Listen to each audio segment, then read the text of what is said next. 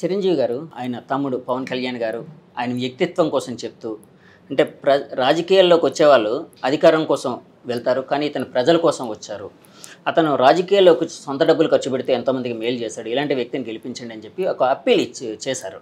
ఈరోజు మీరు చూసారా లేదో, దాని మీద మీ కామెంట్ ఏంటండి? అంటే నేను జరిగింది చెప్తున్నాను, దాని మీద మీరు ఏ విధంగా స్పందిస్తారు? యాక్చువల్గా వాట్ ఈజ్ ద కంటెంట్ అనేది నేను చూడలేదు. ఓకే, కంటెంట్ అనేది నేను చూడలేదు. కంటెంట్ అయితే ఇదే అండి, ఈ కైండ్ ఆఫ్ ఇదే. అంటే తమ్ముడిని గెలిపించమని అడుగుతూ ఉన్నారు ఆయన. సో దాని మీద మీ కామెంట్ ఏంటి? ఎందుకంటే చిరంజీవి గారు మీకు అంటే ప్రజారాజ్యం పార్టీలోంచి అంటే మిమ్మల్ని ఎమ్మెల్యేని చేసింది. నేను చెప్తానండి, తమ్ముడిని గెలిపించని అన్న అడగటంలో తప్పులేదు. ఓకే, నేను ఆల్రెడీ ప్రజారాజ్యంలోంచి చేశాను. వాటాయాం అనేది ఆయనకి చాలా బాగా తెలుసు. నేను కూడా ప్రజానాయకురాలని, గ్రౌండ్ స్థాయి లెవెల్లో ఉంటాను, కింది స్థాయిలతో ఉంటాను. నన్ను ఓడించమని ఆయన చెప్పలేదు. నన్ను ఓడించమని చెప్పలేదు. నేను ప్రజారాజ్యం తరఫున నేను పోటీ చేశాను. ప్రజారాజ్యంలో వన్ ఆఫ్ ది ఎమ్మెల్యేగా.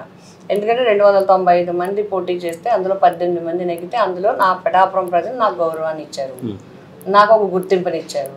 ఈ పిఠాపురం నియోజకవర్గం కూడా ప్రజారాజ్యం నుంచి నెగ్గిందనే గుర్తింపు నాకు వచ్చింది. నేను అందుకు అనుగుణంగానే నేను పని చేయగలిగాను. కాబట్టి చిరంజీవి గారు, వంగాగీత గారు దేనికి పని చేయరు, లేకపోతే ఆవిడ పనికి రాదు, ఆవిడ పని చేయరని ఎప్పుడు చెప్పలేదు కదా మేడం. ఆ మాటలు చెప్పకపోయినా పవన్ కళ్యాణ్ గారిని గెలిపించమన్నారంటే ప్రత్యర్థిని ఓడించమనే కదండి దాని అర్థం. అలా ఎలాగవుతుంది?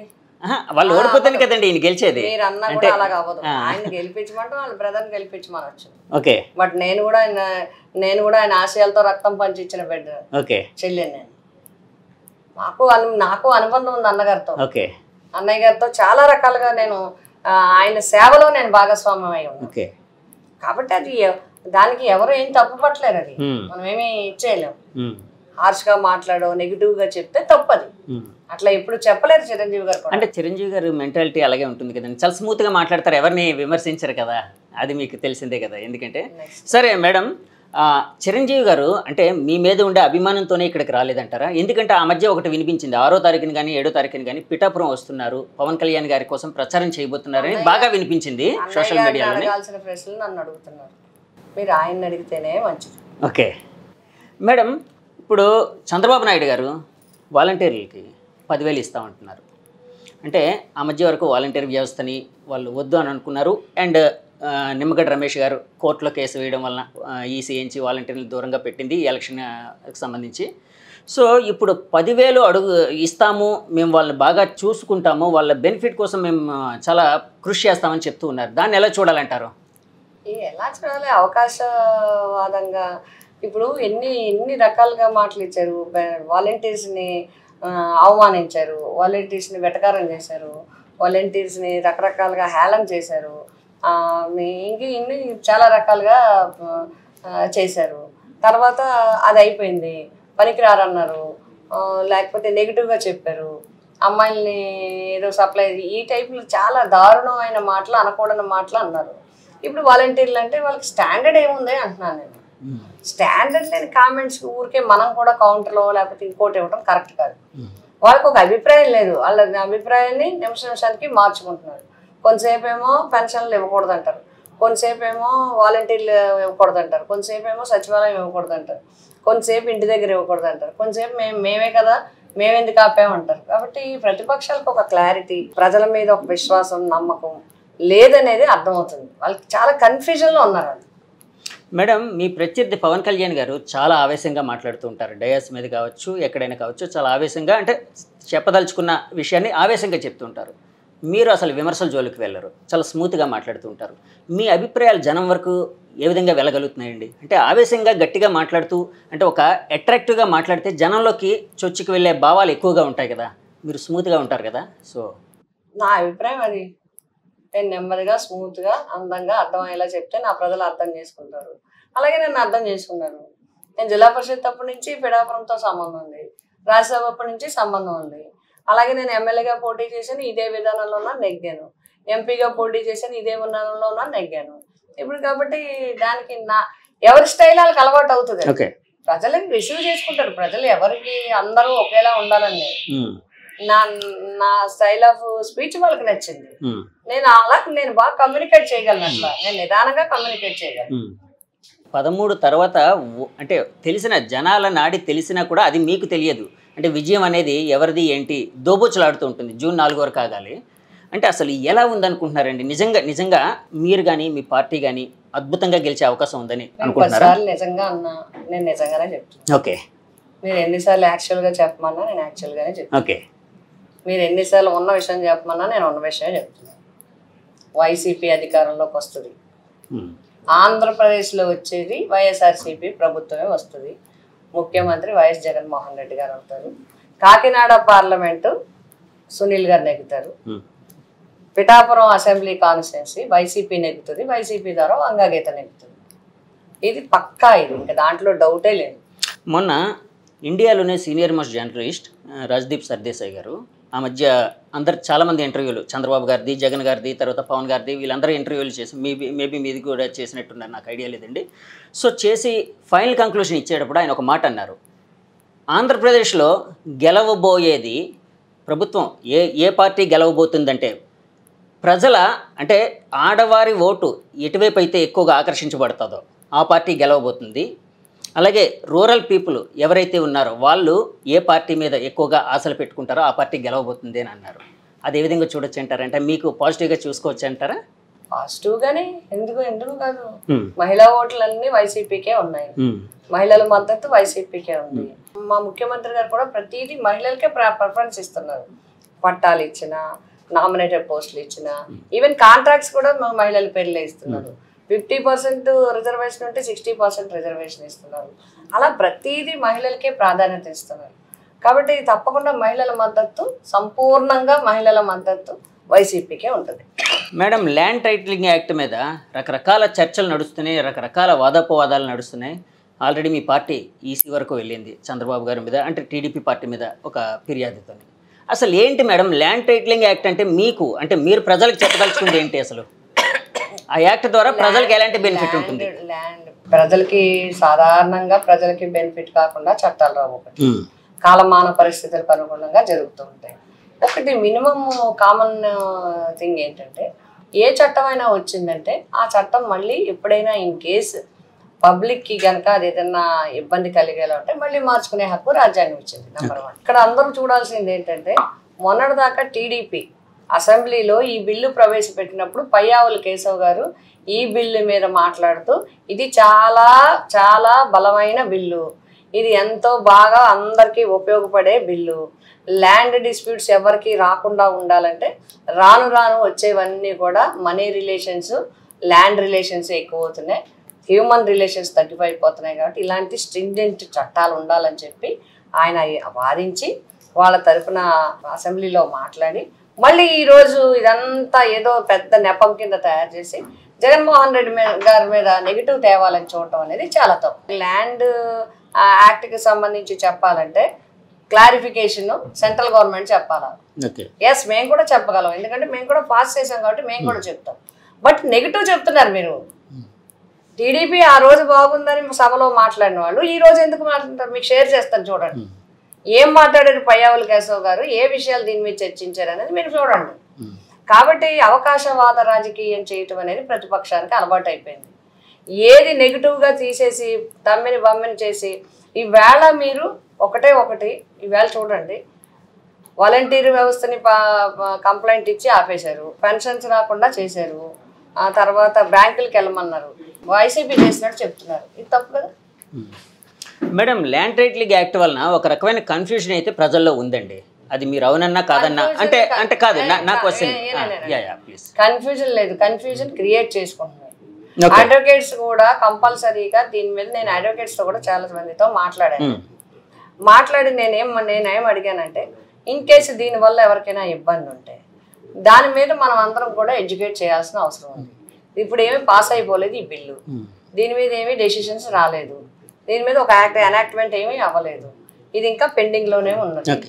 రేపొద్దున దీని మీద గవర్నమెంట్ కూడా కంపల్సరీగా ఇన్ని అనుమానాలు అపోహలు ఉన్నప్పుడు దీని మీద ఒక చర్చ పెట్టి ఈ చర్చనన్ని అయిన తర్వాత విత్ అమెండ్మెంట్స్ కానీ, విత్ సజెషన్స్ కానీ, విత్ క్లారిఫికేషన్స్ కానీ ఇస్తే బాగుంటుంది.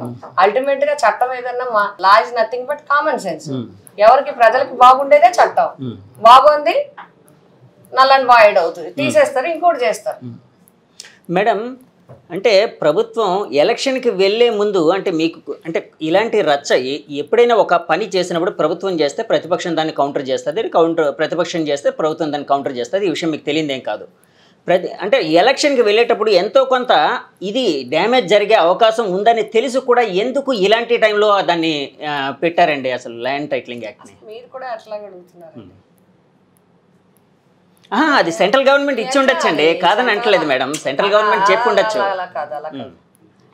ఇప్పుడు ఇది ప్రజలకు పనుకో ఇది లేకపోతే అనుకుని అవేమి అట్లా చేయలేదు. ఇది ఎప్పుడు అసెంబ్లీలోకి వచ్చింది, ఎప్పుడు దీని మీద డిస్కషన్ అయింది, ఎప్పుడు దీని మీద పక్కన పెట్టారు, ఎప్పుడు దీని మీద చర్చ జరిగింది, ఇప్పుడు తీసుకురావడానికి కారణం ఏంటి? ఈ 4 నెలల నుంచి ఏం చేస్తున్నారు? ఎందుకు ఈ 4 నెలల మీద చట్టం రాలేదు?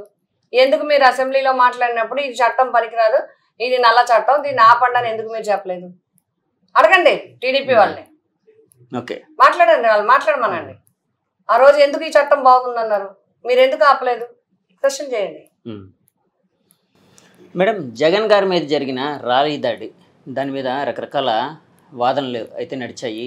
అంటే టీడీపీ వాళ్ళు దాన్ని ట్రోల్ చేశారు, తర్వాత మీ వాళ్ళు కౌంటర్ చేసుకున్నారు. అలాగే చంద్రబాబు గారి మీద కూడా రాయి దాడి జరిగింది, తర్వాత పవన్ గారి మీద కూడా రాయి దాడి జరిగింది, ఇలాంటివన్నీ అన్నారు. అంటే అంటే ఈ దాడి సంస్కృతి అనే దాన్ని అంటే మీరు ఫస్ట్ నుంచి సీనియర్ పొలిటీషియన్ కాబట్టి అడుగుతున్నానండి. ఎప్పటి నుంచో రాజకీయాల్లో ఉన్నారు, ఒక విలువలతో ఉన్నారు కాబట్టి అడుగుతున్నాను. చాలా చర్చ జరిగింది, లీగల్గా చర్చ జరిగింది, ఎంక్వైరీలు జరిగాయి, దానికి అన్నీ జరిగాయి, దాని మీద చాలా కామెంట్స్ వచ్చాయి, అన్నీ అయినాయి కదా. మళ్ళీ అక్కర్లేని మనం ఈ విషయం గురించి దీని గురించి అంటే కాదు అంటే నా ఉద్దేశం అలా కాదు మేడం. ఎందుకంటే ఇట్లాంటివి ఎప్పుడు కూడా ఎంతవరకు చర్చించాలో అంతవరకు లిమిట్ చేస్తే మంచిది. రాజకీయాల్లో ఎప్పుడు కూడా అందులో ఎలక్షన్ టైం లాంటి దగ్గర ఎప్పుడు కూడా ఇది ఆవేశాలకి చేస్తుంది తప్ప ఇంకొక రకంగా జరగదు. దానికి చట్టం తన పని తాను చేస్తుంది, లీగల్గా తన పని తాను చేస్తుంది, పోలీస్ ఏం చేయాలో వాళ్ళు చేస్తున్నారు, ఆ విధానం అక్కడ నడుస్తుంది. మా పార్టీ నుంచి అందరూ కౌంటర్ ఏ విధంగా ఇవ్వాలి, దాని మీద ఏంటనేది ఆల్రెడీ చెప్పన్నారు. ముద్రగడ గారు ఒక మాట అన్నారు, పవన్ కళ్యాణ్ గారిని ఓడించకపోతే నా పద్మనాభరెడ్డిగా మార్చుకుంటాను ఇలా అని. అంటే మిమ్మల్ని ఎలాగైనా గెలిపించాలని దాంతో తపంతో అన్నారు, మీ మీద అభిమానంతో అని ఉండొచ్చు మేబీ. ఆ మాటని అంటే దాని మీద రకరకాల ఇవి కూడా నడిచాయి. ముద్రగడ గారు అంటే మీకు చాలా సన్నిహితులు, మీకు ఒక పెద్ద అంటే మీకు గురు సమానులు కాబట్టి అడుగుతున్నానండి, దాన్ని ఎలా చూడాలంటారు? ఆయన అడగండి, ఆ క్వశ్చన్కి ఆన్సర్ ఆయన అడగాలి. ఎందుకంటే ఆయన అంటే మా అందరికీ కూడా గౌరవం, అందరిలాగా కాదు, ముద్రగడ పద్మనాభం. ఆయన కామెంట్ ని వేరే వాళ్ళు కామెంట్ చేయడం కరెక్ట్ కాదు. ఆయన కామెంట్ కి ఆయనే కామెంట్ చేస్తారు కాబట్టి వారిని అడగాలని కోరుతున్నాను. అంటే మీరు ఒంటరిగా పోరాడుతూ ఉన్నారు, ఒక మహిళగా పోరాడుతూ ఉన్నారు, అంటే మీ వెనకతల బలగా ఉంది, మీ అభిమానులు అందరూ ఉన్నారు. సినిమా పరిశ్రమలో చాలామంది ఇక్కడికి వస్తూ ఉన్నారు, మీకు వ్యతిరేకంగా ఓటు వేయమని ప్రజల్లోకి వెళ్తున్నారు, ఇవన్నీ చేస్తూ ఉన్నారు. అంటే ఈ పరిస్థితిని ఏ విధంగా చూడాలంటారు? నేను ఒంటరిని ఎవరు చెప్పాను? మీ వెనక బలగా ఉందండి, కాదంటలేదు. నా వెనకాల నా జగన్ ఉన్నాడు. ఓకే, నా వెనకాల నా జగన్ ఉన్నాడు, నన్ను నా జగన్ నడిపిస్తున్నారు. ఎస్, నేను కూడా సీనియర్ నాయకురాలిని. పొలిటికల్గా నేనేం కొత్తగా రాలేదు, నాకేం కొత్తగా క్యాండిడేట్గా నాకు ఇయ్యలేదు. జగన్మోహన్ రెడ్డి గారు నా సీనియారిటీని మెచ్చి ఆయన సీనియారిటీని చూసి ఇక్కడ నాకు అవకాశం ఇచ్చారు. ఫస్ట్ సీట్ ఇచ్చింది నేను డిక్లేర్ చేసింది నాకు. నేను ఇక్కడ ఫస్ట్ క్యాండిడేట్గా నేను అనౌన్స్ అయ్యాను, ఇక్కడ నుంచి పనిచేస్తున్నాను. కాబట్టి ఎవరు వచ్చి ఎవరు చేసినా అల్టిమేట్గా రిజల్ట్ ఇవ్వాల్సింది ఎవరంటే ప్రజలు. ప్రజలకు నా మీద నాకు నమ్మకం, విశ్వాసం ఉంది. జగన్ గారి మీద నమ్మకం ఉంది, జగన్ గారి పరిపాలన మీద నమ్మకం ఉంది, జగన్ గారి పథకాల మీద నమ్మకం ఉంది, జగన్ గారి డిస్ట్రిబ్యూషన్ సిస్టమ్ మీద నమ్మకం ఉంది. వంగా గీత అందుబాటులో ఉంటుంది, అవైలబిలిటీ, యాక్సెసిబిలిటీ. ఎప్పుడైనా ఎనీ టైం ఎనీవేర్ ఎక్కడైనా సరే వంగా గీత పిలిస్తే పలుకుతుంది, చెప్తే చేస్తుంది. పని చెప్పేమంటే చేసి పెడతారు అనేది ఉంది. వాళ్ళు మళ్ళీ చూడక్కర్లేదు, ఓన్లీ చెప్పి వెళ్ళిపోవడమే వాళ్ళ పని. దాన్ని పూర్తి చేసి పెట్టడం నా బాధ్యతగా నేను తీసుకుంటాను. అది ఇప్పుడు వరకు జరుగుతుంది. ఆ నమ్మకం, ఆ విశ్వాసం మాకుంది. ఆ ప్రయారిటీయే నన్ను గెలిపిస్తుంది. ఎంత మెజారిటీ వస్తుంది మేడం మీకు? అదే అండి, చాలా ఇవ్వాలని అనుకుంటున్నారని నేను భావిస్తున్నాను. చాలా ఇవ్వాలనుకుంటున్నారు. ఆడపడుచుకి ఎప్పుడు అందంగానే ఇస్తారు, ఆడపడుచుకి ఎప్పుడు గౌరవంగానే ఇస్తారు. పళ్ళు, పూలు, పసుపు, కుంకుమ, గాజులు అన్ని పెట్టి, స్వీట్ పెట్టి అందంగా అమ్మా ఇదిగో అని చెప్పి నాకు ఇస్తారు. ఆ నమ్మకం నాకు. సో అన్న చెల్లెళ్ళ బంధంలో లేకపోతే అన్న తమ్ముడు అక్క పోరాటం, ఎందుకంటే చిరంజీవి గారు మీకు అన్నయ్యతో సమానం అన్నారు కదండి, పవన్ గారు మరి తమ్ముడు అవుతారు మీకు, అంతే కదండి. సో ఈ పోరాటంలో మీరు ఆడపడుచుగా మీరే గెలుస్తారని పక్కగా చెప్తూ ఉన్నారు. ఆడపడుచుకి వెళ్ళడం అందరికీ ఆనందం అండి. ఓకే, ఏదో గెలవాలని ఎవరు అనుకున్నా ఆడపడుచుకి వెళ్తే ఆనందం వేరు. అబ్బా ఆడపిల్ల గెలిచిందంటారు, ఆనందం వేరు అందరికి. అందుకే అందరూ ఆనందించేది ఆడపిల్ల బట్టలు కట్టుకున్నారు అనుకోండి అందంగా, అబ్బా ఆనందిస్తారు. ఇంటిల్లిపాది వేరు, ఆడబెట్టి వచ్చి పసుపు బొట్టు పెట్టుకెళ్తే ఆనందిస్తారు. అలాగే నేను కూడా అత్యధిక మెజార్టీతో గెలిచామనుకోండి మా పిఠాపురం నియోజకవర్గ ప్రజలు ఆనందిస్తారు, మా జగన్ గారు ఆనందిస్తారు, మా క్యాడర్ అంతా ఆనందిస్తారు. ఓకే మేడం, థ్యాంక్ యూ అండి, ఆల్ ద బెస్ట్ అండి. పిఠాపురం ఎన్నికల సమరంలో ఎవరు గెలవబోతున్నారు, ఎవరు ఓడిపోతున్నారు అనేది మే 13న ప్రజల చేతుల్లో ఉంది. సో జూన్ 4 వరకు ఆగాల్సి వస్తుంది, జూన్ 4న తేలిపోతుంది. అసలు ఈ పిఠాపురం అనేది ప్రపంచవ్యాప్తంగా ఒక రకమైన ఫోకస్లోకి వచ్చింది. ప్రతి ఒక్కరి దృష్టి పిఠాపురం మీద పడింది. ఇక్కడ పవన్ కళ్యాణ్ గారు గెలుస్తారా, ఆయన ప్రత్యర్థి వంగా గీత గారు గెలుస్తారో తెలుసుకునే రోజు జూన్లో ఉంది. జూన్ 4 వరకు ఆగాల్సిందే, అప్పటి వరకు మనం కూడా వెయిట్ చేద్దాం. Thank you very much. Signing off మీ Jagadish from journey with Jagadish. Bye bye.